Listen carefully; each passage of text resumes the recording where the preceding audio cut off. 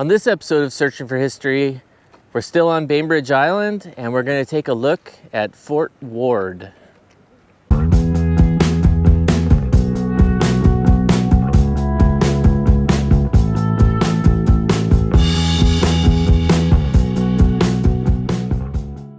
Fort Ward is on the southernmost tip of Bainbridge Island, facing Rich Passage. Fort Ward is a former United States Army coastal artillery fort that operated from 1903 to 1958.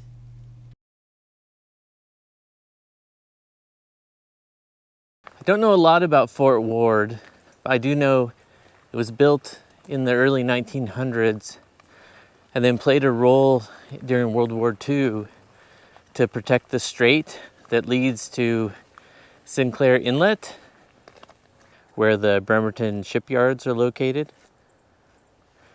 Looks like right in front of us is an artillery battery. Battery Thornberg was named after Major Thomas Thornberg, who was killed in action against Indians at Milk River, Colorado in 1879. The gun battery held 4 3-inch M1898MI rapid-fire guns mounted on M1898 masking parapet carriages. This is called Battery Thornberg. So Erin, tell us what you know about artillery batteries. Like, what do you think you're looking at here? Well, there would have been some big guns right here.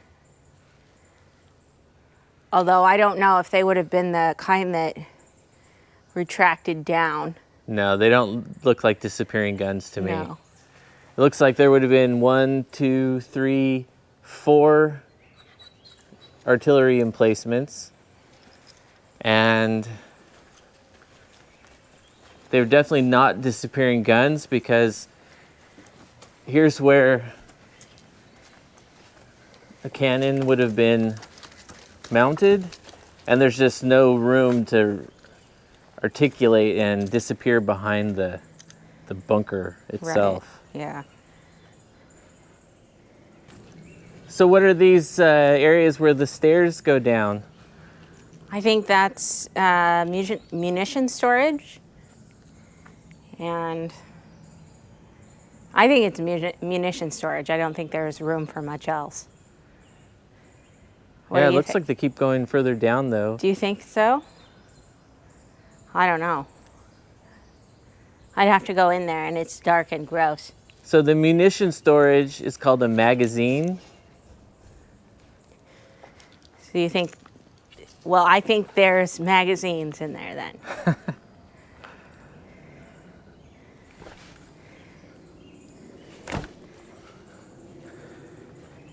And sometimes there would be like sleeping quarters in this area. I mean, there'd have to be, right? Because there'd be people stationed here. Yeah, I don't know. There's definitely something going on down in there, but I don't feel like exploring into that dark room.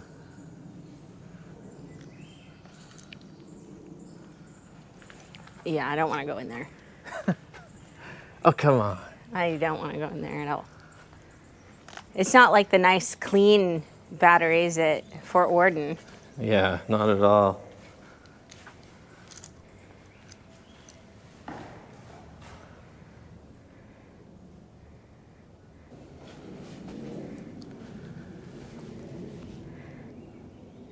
There's definitely more going on. So somewhere there would have been a fire control center that would control, because there's another battery further down the coast here. Mm-hmm. Somewhere there should be a main control battery that would control and choreograph or orchestrate both batteries and what they're firing at.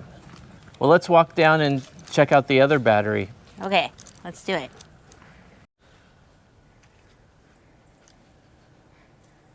What do you think, Thora? Should we go look at a different battery? Yeah? Okay, we'll go. We'll go. Come on, let's go. You know, even when you look at this and this embankment, there's probably more going on out there that's covered in ivy and Yeah. and in all the trees and everything. You can't see it. Yeah, I believe Time Team calls those lumps and bumps. And if you've never watched Time Team, I'm talking the British Time Team, not the American Time Team, which really shouldn't even be mentioned because it's a pale imitation of the real thing. But if you've never seen Time Team, you need to watch it. It's incredible. It's one of the best shows ever made. And I think you can watch it on YouTube. It's a British archaeology documentary Girl. that's, I think it aired on British TV for, I don't know, 20 or 30 years. So there's a lot of content to watch.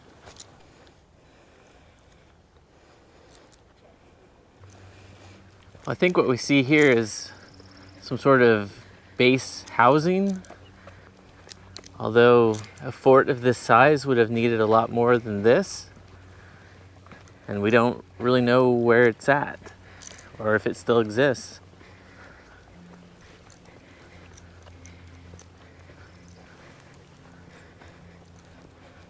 So one thing I'm noticing is I think there were more barracks and possibly officers' homes in these fields here along the shoreline.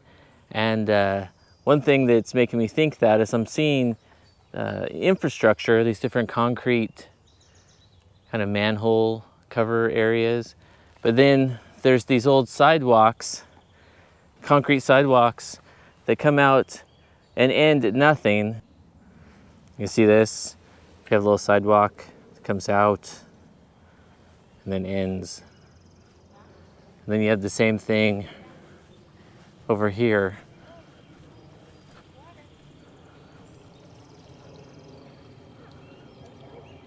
I can imagine there was homes or barracks or officers' quarters in these areas, in the fields here along the shoreline.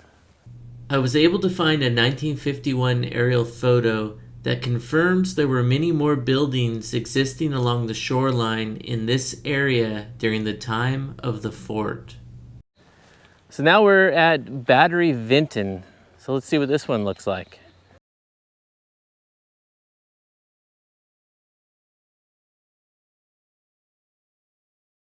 So what can you tell about this battery, Erin? This one's really small. It just has a spot for this gun and maybe a spot for that gun right there. So 2 gun emplacements. Yeah. And then I'm thinking there were stairs that at one time went down to these doors, but it's been filled in. Yeah.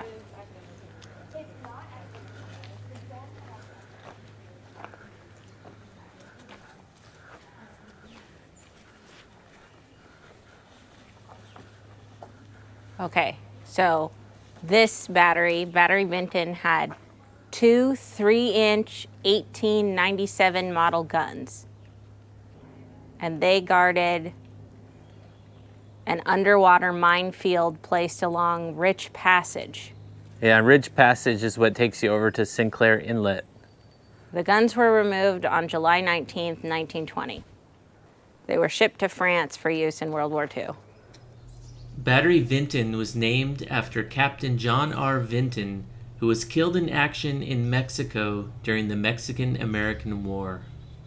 Yeah, so here's a picture of what one of the guns would have looked like. So we're at Fort Ward, and there's another fort on the other side of Rich Passage. And then as you can see, it leads to the Bremerton shipyards, which this was a very important naval facility in World War II, where they would repair ships.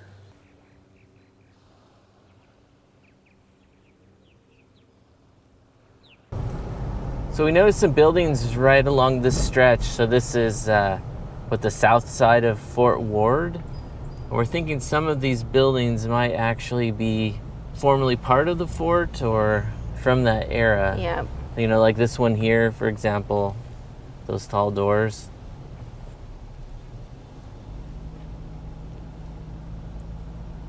And then this brick The building. brick building right here.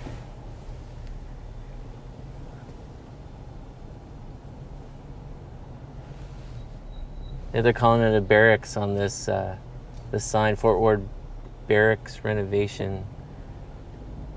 And then maybe this brick building. Yeah, Office of Naval Intelligence.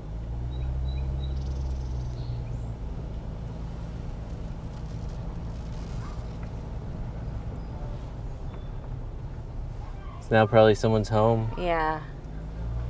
Yeah, but it looks like it's a home. Like this, they're calling it Fort Ward Hall. This is definitely contemporary to the fort.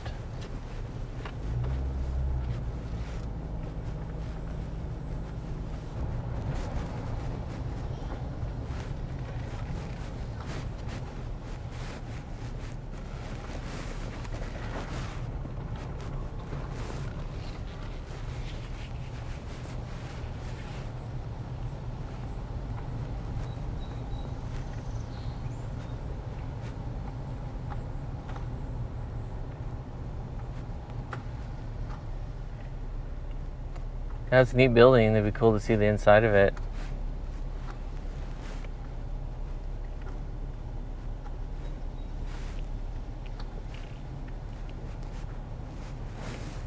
And then this one here.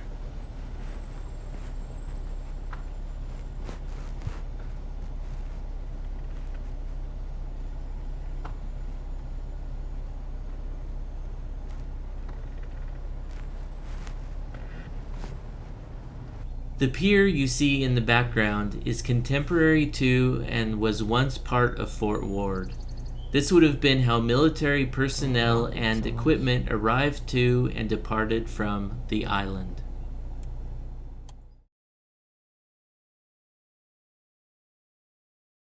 Fort Ward had a total of 5 artillery batteries, including Battery Thornberg and Vinton, which we just saw. Another was Battery Mitchell, which is located on the opposite side of Rich Passage at Manchester State Park. We will visit Battery Mitchell in a future video. However, it wasn't until I got home and started editing this video I became aware of 2 other batteries, Battery Warner and Battery Nash. Battery Warner was a 2 5-inch gun battery named after First Lieutenant William H. Warner, who was killed in action against Indians in the Sierra Nevada mountains in 1849. Battery Warner is now on private property and is located behind this fence you can see from the road in this Google Street view. Battery Nash was a 3 8-inch M1888 gun battery mounted on disappearing carriages, named after Brigadier General Francis Nash, who died from wounds received in action during the Revolutionary War. Battery Nash is also located on private property and can be partly seen in this Google Street view. Well, that was our video on Fort Ward. Hope you liked it. It's really nice out here on Bainbridge Island, and it's a pretty nice stroll along the shoreline here at Fort Ward. So if you're ever in the area, you should check it out. Yeah, this was an awesome day and a great way to check out Fort Ward. Don't forget to like, share, comment on this video, and please subscribe to this channel. And if you see a dog named Thora, make sure to give her a cookie. Hi, Thora.